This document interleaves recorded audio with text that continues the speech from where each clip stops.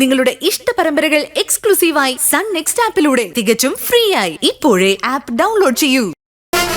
ഈ പാതിരാത്രിയില് രണ്ടുപേരും ഒരു മുറിയിലാണെന്ന് ഇപ്പൊ നിങ്ങക്ക് മനസ്സിലായില്ലേ? നിങ്ങൾ ആ ഫോൺ അവൾക്ക് കൊടുത്തേ. അവൾക്ക് എന്താ പറയാനുള്ളതെന്ന് കൂടി ഞാൻ കേക്കട്ടെ.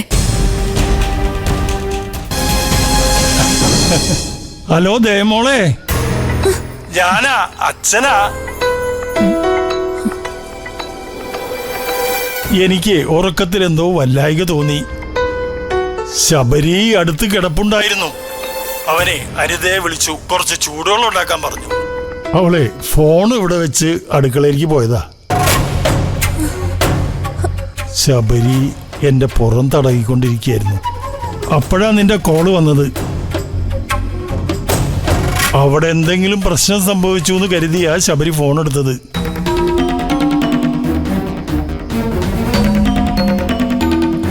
നീ ഇവിടെ നിന്ന് ഇറങ്ങിപ്പോയതിന്റെ ശരിക്കുമുള്ള കാരണം എന്താണെന്ന് എനിക്കറിയില്ലായിരുന്നു. പക്ഷേ ഇപ്പൊ എനിക്കത് മനസ്സിലായി. അനന്തം മാഷും ഇതൊന്നും അറിഞ്ഞു കാണത്തില്ല എന്നാണ് എന്റെ വിശ്വാസം. അനിത ചൂടുവെള്ളമായിട്ട് വന്നിട്ടുണ്ട്.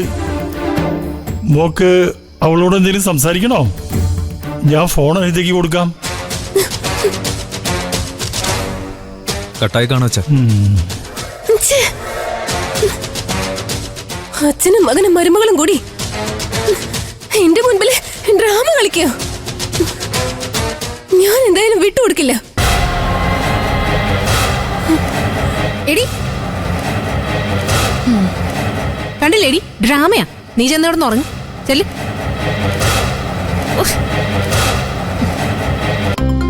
എന്താച്ചാ എന്തിനാ എന്റെ ഫോണിൽ വിളിച്ചത്? അതൊക്കെ പറയാം. അനിതേടത്തി ആദ്യ വെള്ളച്ചൻ കൊടുക്ക്.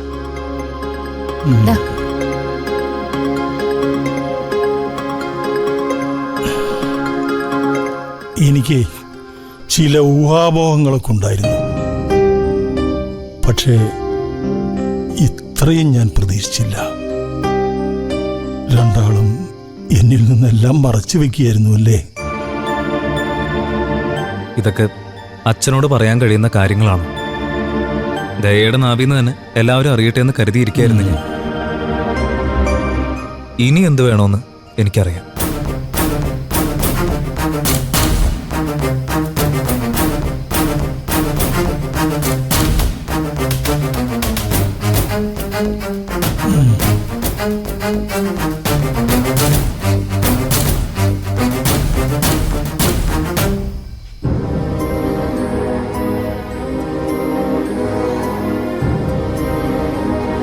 ആ വെള്ളം അങ്ങോട്ട് വെച്ചോ.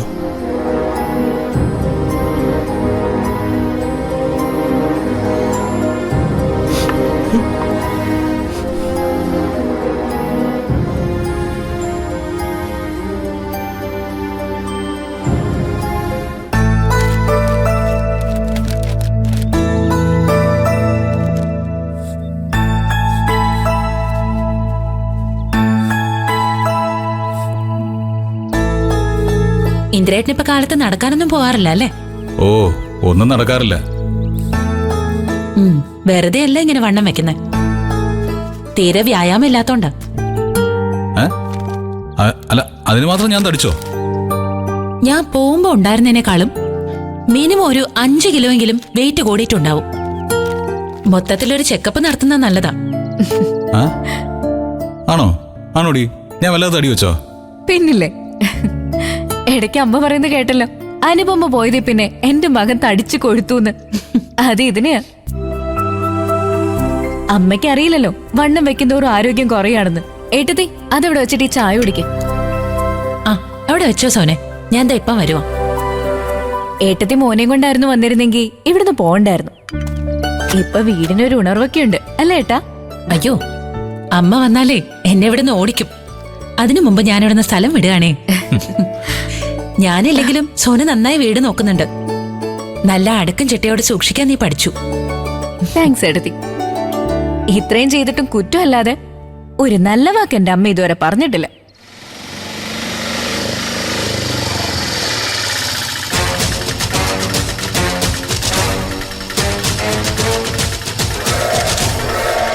അയ്യോ, അമ്മയായിരിക്കും ഇത്.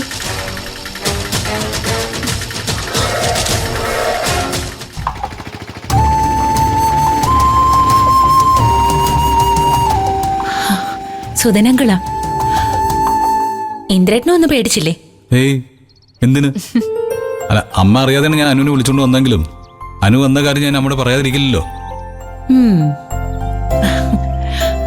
ആ അങ്കിൾ, ആഹാ, എല്ലാരും ഉണ്ടല്ലോ. അനുമോളെ പോന്നു. ഞാൻ ഇന്നലെ വന്നതാ അങ്കിൾ. പ്രതിഭ എന്ത് പറയുന്നു? അവൾക്ക് വലിയ സങ്കടമായി കാണുമല്ലേ? തീരുമാനിച്ചുറപ്പിച്ച കല്യാണം മുടങ്ങിയ പെൺകുട്ടികൾക്ക് സങ്കടം തന്നെയല്ലേ മോളെ? അവരുടെ ദോഷമായിട്ടല്ലേ എല്ലാവരും അതിനെ കാണൂ. എനിക്കും എൻ്റെ മോക്കോ ഒരു സങ്കടവും ഇല്ല. എല്ലാം ഈ കുടുംബം മാറ്റി തന്നില്ലേ. എൻ്റെ നല്ല കാലത്ത് എനിക്ക് സുശീലെ കണ്ണി പിടിക്കില്ലായിരുന്നു. എനിക്കൊരു പതനം വന്നപ്പോൾ സുശീല എനിക്കുണ്ടായിരുന്നുള്ളൂ. നല്ലൊരു മനസ്സാ അവളുടേത്. അങ്കിളിരിക്കും, അമ്മ ഇവിടെ ഇല്ല, ഗുരുവായൂർക്ക് പോയിരിക്കുക, നാളെ വരൂ. ആണോ? അതാവും ഞാൻ വിളിച്ചപ്പോൾ സുശീല ഫോൺ എടുക്കായിരുന്നത്. അല്ല, അങ്ങളെന്താ രാവിലെ തന്നെ ഈ വഴിക്ക്? വിശേഷമൊന്നുമില്ലല്ലോ അല്ലേ? അങ്ങനെ വിശേഷമായിട്ടൊന്നുമില്ല. രാവിലെ വന്ന എല്ലാവരും ഒരുമിച്ച് കാണാമല്ലോ എന്ന് വിചാരിച്ചാ. അല്ല, സത്യനെ കണ്ടില്ലല്ലോ. സത്യനും ശ്യാമേട്ടനും അതിരാവിലെ തന്നെ ട്രാവൽസിലേക്ക് പോയെങ്കില്. ഇന്നെന്തോ വിശേഷ ദിവസം, രാവിലെ വണ്ടികൾ അയക്കാനുണ്ടായിരുന്നു. ഓ, ഞാനെന്നാ ഷോപ്പിലേക്ക് പോകാൻ റെഡി ആട്ടോ അങ്ങളെ. ഇപ്പൊ തന്നെ ലേറ്റായി. ആയിക്കോട്ടെ എന്തിനാ, ഞാനും ഇറങ്ങാം. ആ അങ്കിൾ ഇരിക്കങ്ങളെ, ചായ കുടിച്ചിട്ട് പോവാം.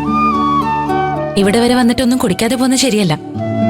എന്നായിക്കോട്ടെ, അനുമോള് പറഞ്ഞതല്ലേ. സോനെ, നീ ഒരു ചായ കൂടി എടുക്ക. ഫ്ലാസ്കിലുണ്ടല്ലോ അല്ലേ? ആ, ഞാൻ എടുക്കട്ടെ. വാങ്കളെ, അങ്ങോട്ട് ഇരിക്കാം.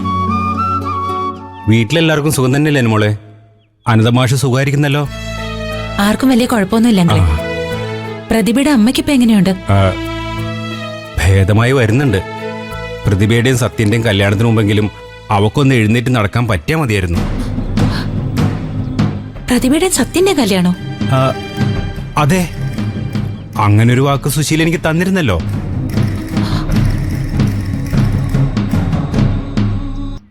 അതല്ലേ എനിക്കും എൻ്റെ മോക്കും ഒരു സങ്കടമില്ലെന്ന് ഞാൻ പറഞ്ഞേ. അല്ല, അനുമോളോട് ഇതിനെക്കുറിച്ച് ആരും ഒന്നും പറഞ്ഞില്ലേ? ഇവിടെ വേറെ ആരും അത് അറിഞ്ഞിട്ടില്ലാന്ന് തോന്നുന്നു. ഈ വിഷയം സത്യന്റെ മൂഡ് നോക്കി അവതരിപ്പിക്കാന്ന് സുശീല അന്നെന്നോട് പറഞ്ഞിരുന്നു. ചിലപ്പോ അവനോട് സംസാരിച്ച ശേഷം എല്ലാവരും അറിഞ്ഞാ മതി എന്ന് വിചാരിച്ചു കാണും. അങ്കിള്, ദാ ചായ. അങ്കിള്, ഞാൻ ഇന്ദ്രേട്ടന് ഡ്രസ്സൊക്കെ ഒന്ന് എടുത്തു വെച്ചിട്ട് വരാം. ശരി മോളെ, ഞാനങ്ങോട്ട് ഇറങ്ങൂട്ടോ. നിങ്ങളുടെ ജോലി നടക്കട്ടെ. ശരി അങ്കിളെ. അങ്കിളിരിക്ക.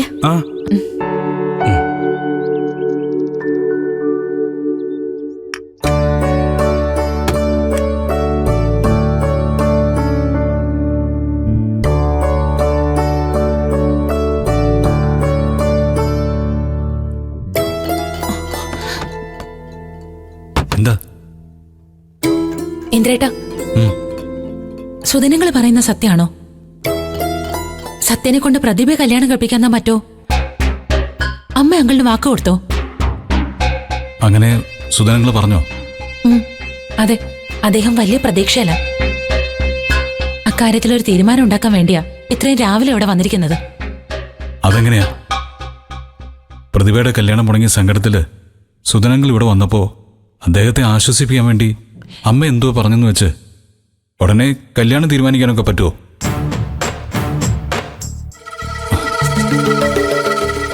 അമ്മയുടെ കാര്യം നിനക്ക് അറിയില്ലാനോ?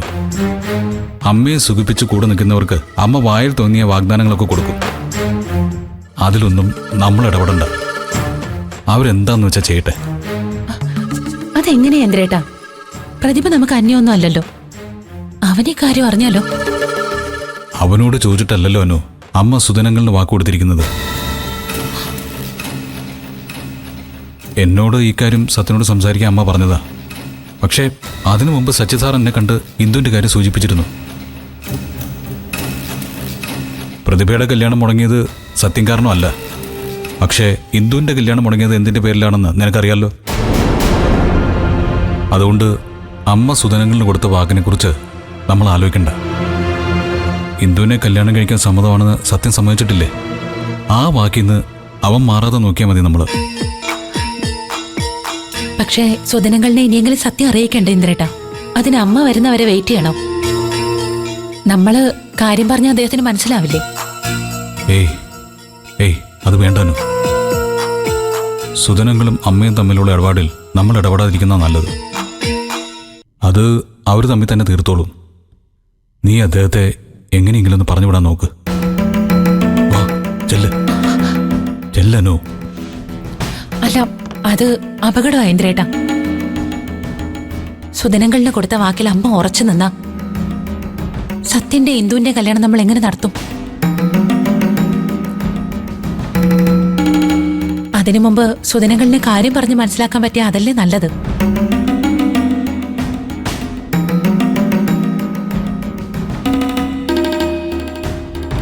വേണ്ടനു. നമ്മൾ സുധനങ്ങളുമായിട്ട് സംസാരിച്ച അദ്ദേഹം ഉടനെ അമ്മയെ വിളിച്ച് പരാതിയും സങ്കടവും പറയും. അത് കേൾക്കുമ്പോൾ അമ്മ അറിയാതെ നമ്മൾ എന്തൊക്കെയോ ചെയ്യാൻ ശ്രമിച്ചെന്ന് അമ്മയ്ക്കും തോന്നും. അത് അപകടമാണ്.